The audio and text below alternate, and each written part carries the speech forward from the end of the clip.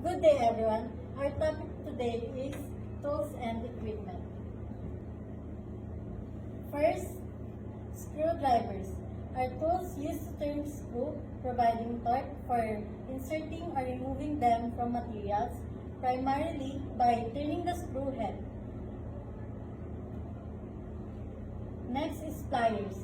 Pliers are versatile hand tools used for gripping, bending, cutting, and manipulating materials, especially wires and small objects. Wrenches. Wrenches are tools used to provide grip and mechanical advantage by applying torque to turn objects, typically fastening like nuts and bolts. Next is impact wrenches. An impact wrench, also known as an impact gun, power wrench or torque gun, is a power tool used to apply high torque to fasteners like nuts, bolts, and screw. Next is drills. Drill is a versatile tool primarily used for creating round holes in materials such as wood, metal, plastic, or masonry. Next is grinders. A grinder is a versatile power tool used for grinding, polishing, and cutting, and sharpening materials like metal, wood, and stone. Next is torch wrench.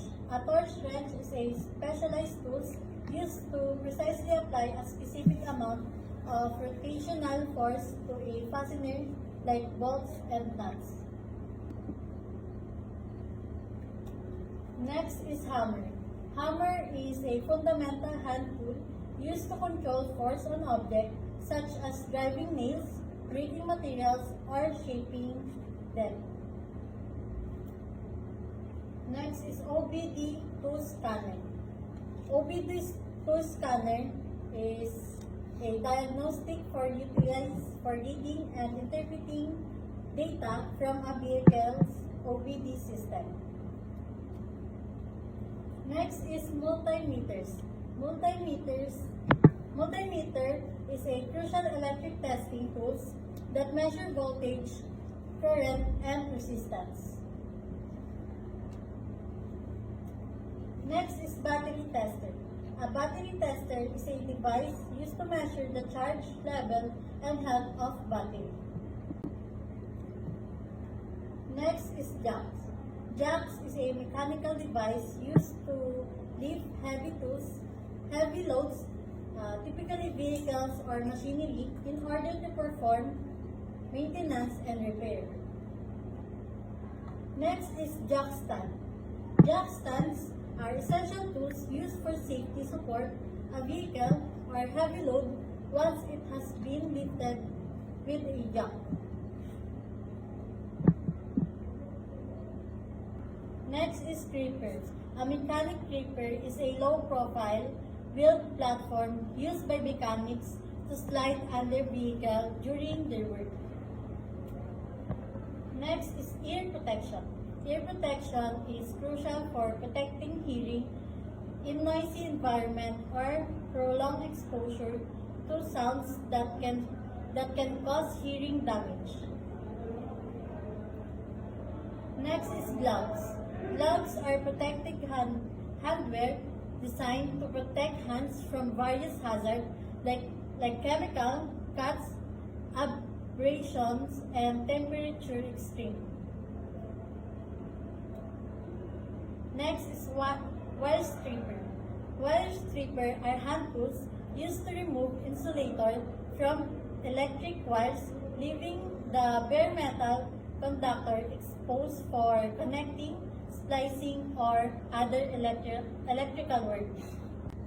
Next is hoist.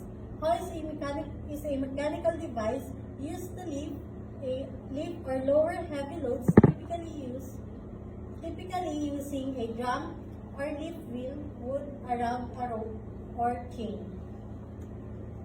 Pullers. A puller is a mechanical tool used to remove press-fitted, stuck, or tightly attached components without damaging the components or surrounding area. Next is crimping tools. A crimping tool is a hand tool used to secure two pieces of material by deforming one or both pieces. Next is wheel chocks. Wheel chocks are safety devices that prevent vehicles from rolling or moving while they are parked or stationary. Next is air ratchet. An air ratchet is a pneumatic tools powered by compressed air used to efficiently tighten or loosen fasteners like bolts and nuts.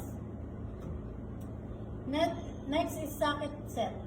Ratchet and socket set are primarily used for tightening or loosening a wide selection of fastener size and types.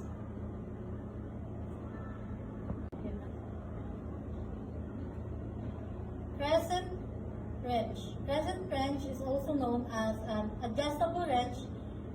It's a versatile tool used to tighten or loosen nuts and bolts by adjusting the movable jaw to fit a range of size.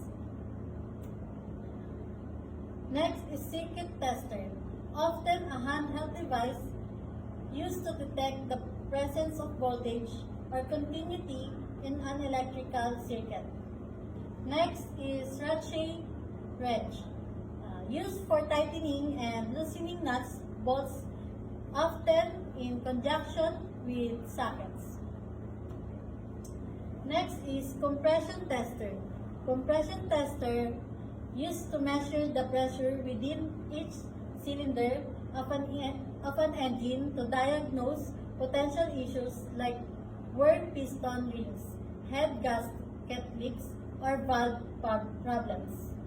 Next is MIG welder.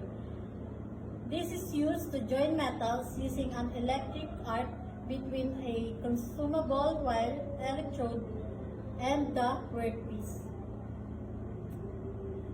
Next is face shield.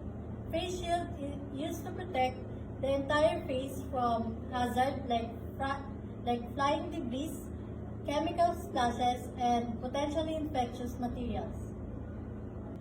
Next is cordless drill with automotive attachment, used for auto detailing tasks like polishing, buffing, removing stain, and applying wax, as well as for mechanical tasks like tightening, loosening, or loosening bolts and screws. Next is pneumatic grinder.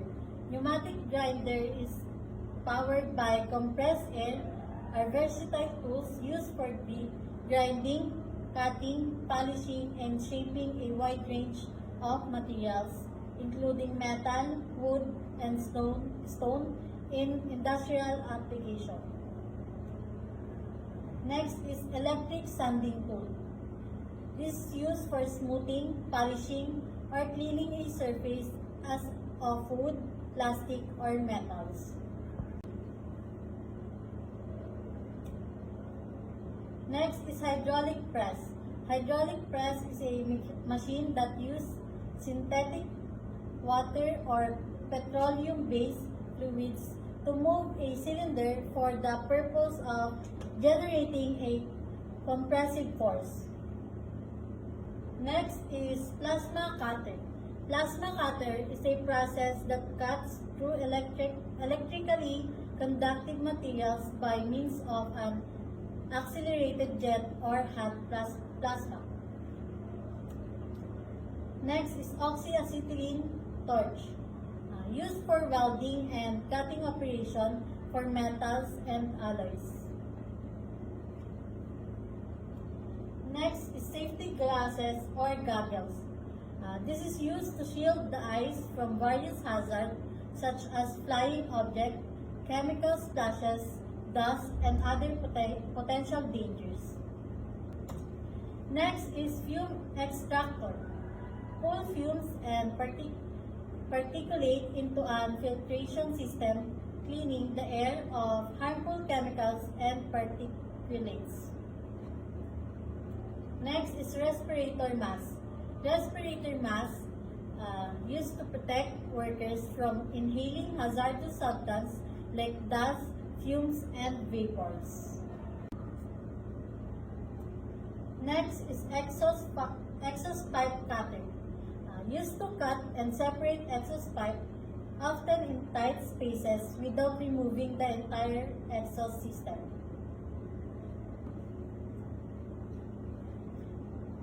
Next is hacksaw.